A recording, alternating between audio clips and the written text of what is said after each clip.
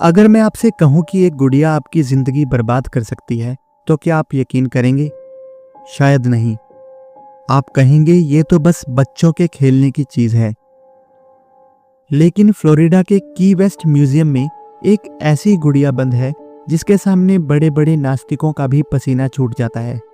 इसका नाम है रॉबर्ट द डॉल। ये दुनिया की इकलौती ऐसी गुड़िया है जिसकी फोटो लेने से पहले आपको उससे परमिशन लेनी पड़ती है, और अगर आपने ऐसा नहीं किया या उसका मजाक उड़ाया तो तैयार हो जाइए एक्सीडेंट, बीमारियां और बुरे वक्त के लिए। यकीन नहीं होता तो सुनिए रॉबर्ट की खौफनाक कहानी। कहानी शुरू होती है 1904 में। यह घटना फ्लोरिडा के एक अमीर परिवार ओटो फैमिली के बीच घटी थी। इस घर में एक छोटी सी बात को लेकर एक नौकरानी को काम से निकाल दिया गया। वो नौकरानी बहामास की रहने वाली थी और कहा जाता है कि वो काला जादू और वुडू मैजिक भी जानती थी। जाते जाते उसने ओटो परिवार के सबसे छोटे बेटे रॉबर्ट यूजीन, जिसे सब जीन के नाम से बुलाते थे, उसको एक गुड़िया गिफ्ट करी। नौकरानी ने परिवार से बदला लेने के लिए इस गुड़िया पर एक भयानक काला जादू कर दिया।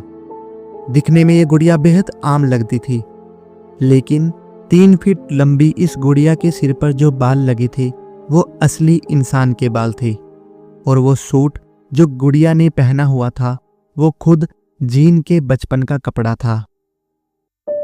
नौकरानी ने उस गुड़िया को जीन के हाथ में दिया और गायब हो गई। जीन ने गुड़िया का नाम अपने ही नाम पर रखा, रॉबर्ट। उसे क्या पता था कि उसने गुड़िया को नहीं बल्कि एक शैतान को अपना दोस्त बना लिया है। शुरुआत में सब नॉर्मल था। जीन रॉबर्ट को हर जगह साथ लेकर जाता। खाना खाते वक्त रॉबर्ट कुर्सी पर बैठता, सोते वक्त बिस्तर पर। लेकिन फिर माता पिता ने कुछ अजीब नोटिस किया। अक्सर रात को जीन के कमरे से बातें करने की आवाजें आने लगी। माता पिता को लगता कि जीन खुद से बातें कर रहा है और अपनी आवाज बदलकर जवाब दे रहा है, लेकिन ध्यान से सुनने पर उनके होश उड़ गए। एक आवाज डरे हुए जीन की होती थी और दूसरी आवाज डरावनी और भारी आवाज थी जो किसी बच्चे की नहीं हो सकती थी। कुछ समय बाद घर का सामान अपने आप टूटने लगा।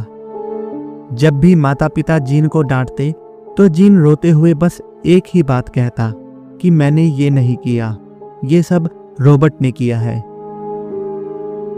पड़ोसियों ने दावा किया कि जब घर खाली होता था तो रॉबर्ट एक खिड़की से दूसरी खिड़की पर खुद चलकर जाता था और बाहर घूरता था। अगर ये कोई बच्चों वाली कहानी होती तो जीन के बड़े होते ही खत्म हो जाती, लेकिन जीन बड़ा हुआ, उसकी शादी हुई, लेकिन उसने रॉबर्ट को नहीं छोड़ा।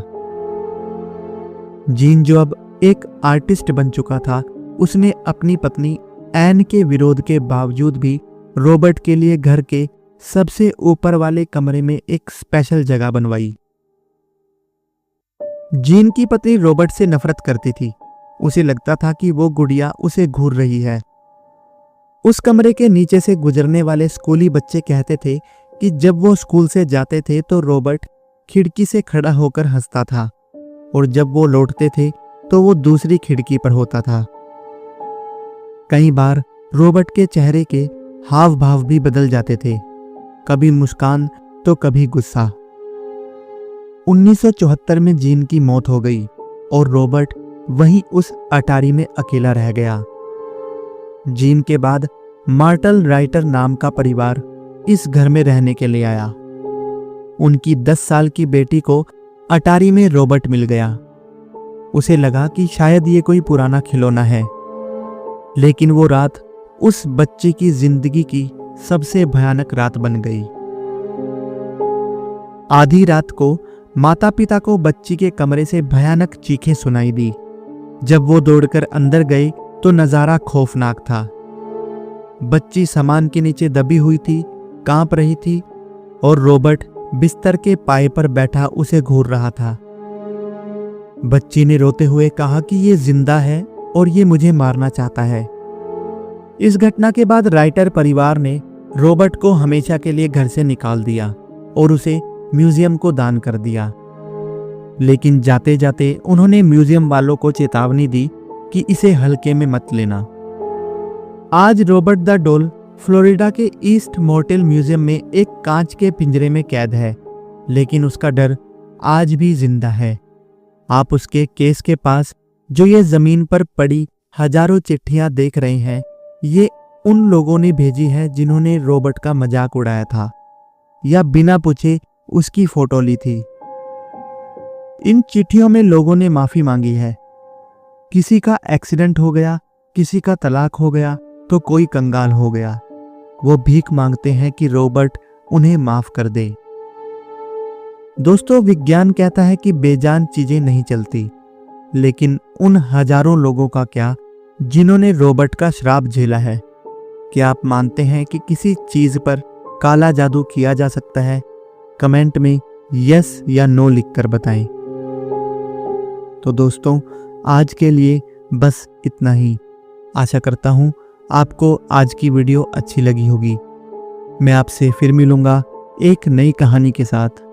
धन्यवाद।